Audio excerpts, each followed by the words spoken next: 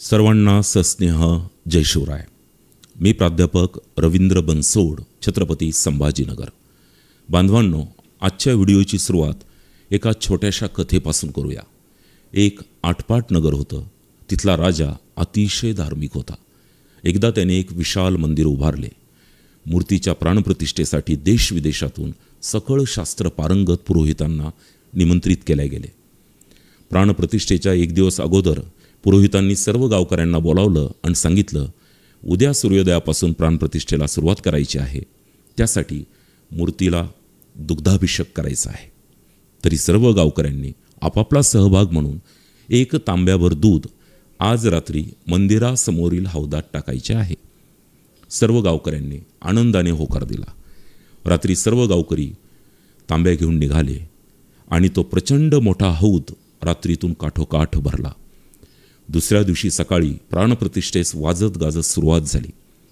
पुरोहित अभिषेकासाठी दूध आणायला हंडे घेऊन हौदाजवळ पोहोचले. पाहतात तर काय, जादूच झाली होती. सगळा हौद दुधाऐवजी चक्क पाण्याने काठोकाठ भरलेला होता. आता विचार करा, असं अघटित कसं घडलं असेल? तर बांधवांनो, झालं असं, प्रत्येक गावकरी हा तांब्या दुधाने भरून आणणारच आहे याची खात्री सर्व गावकऱ्यांना होती.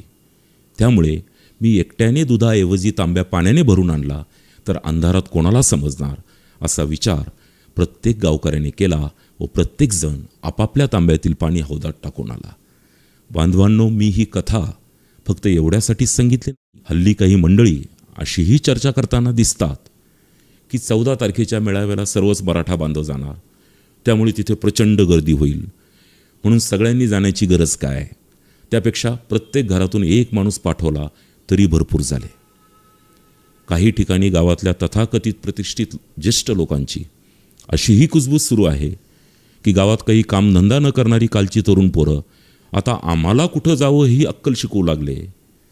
बाबांनो, मुळात हे तरुण बेकार का आहेत हे समजून घेण्याची गरज आहे. ही सगळी पोरं प्रचंड नैराश्यग्रस्त आहेत. फ्रस्ट्रेशन बाबांनो, फ्रस्ट्रेशन. काहींना पैशाअभावी शिक्षण घेता आले नाही, फ्रस्ट्रेशन. काहींना शिकूनही नोकरी मिळाली नाही, फ्रस्ट्रेशन. काहींना भांडवलाअभावी कामधंदा करता येत नाही, फ्रस्ट्रेशन. तर काहींना वय उलटूनही लग्न होत नाही, फ्रस्ट्रेशन.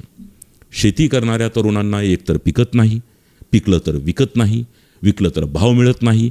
फक्त फ्रस्ट्रेशन, फ्रस्ट्रेशन आणि फ्रस्ट्रेशन. मुळात या सगळ्या गोष्टींचे कारण आहे मराठा समाजाला पात्र असूनही आरक्षण न दिल्या जाणे.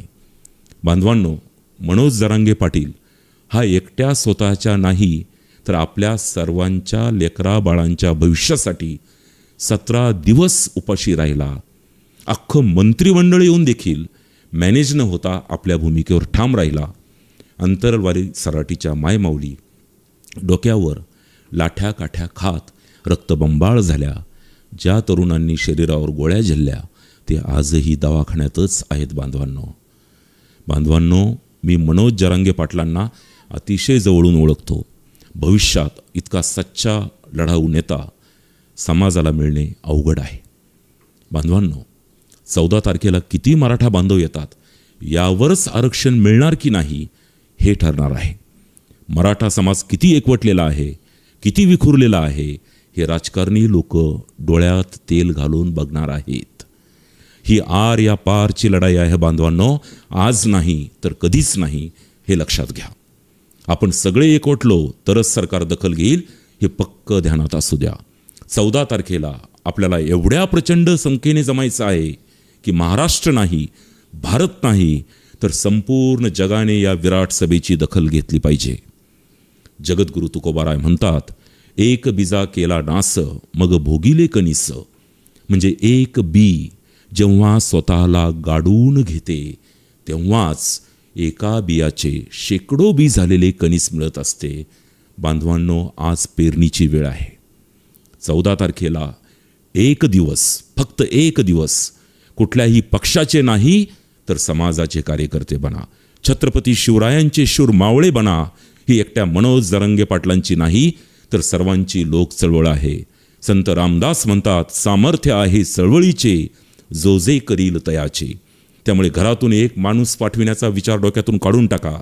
14 तारखेला घरातील पोरा बाळांसह कुलूप बंद करून भाकरी बांधून बाहेर पडा व या ऐतिहासिक घटनेचे साक्षीदार व्हा. नाहीतर पुढची पिढी आपल्याला माफ करणार नाही. आता एकच घोषणा, जो आया वो खुद्दार, घर बैठा व गद्दार. हा व्हिडिओ प्रत्येक समाज बांधवापर्यंत पोहोचवण्याची जबाबदारी तुमची. त्यासाठी सर्वांना शेअर करा ही विनंती. मी कुलूप बंद सहपरिवार येतोय, आपणही येणार का? कॉमेंटमध्ये जरूर कळवा. धन्यवाद. जय शिवराय.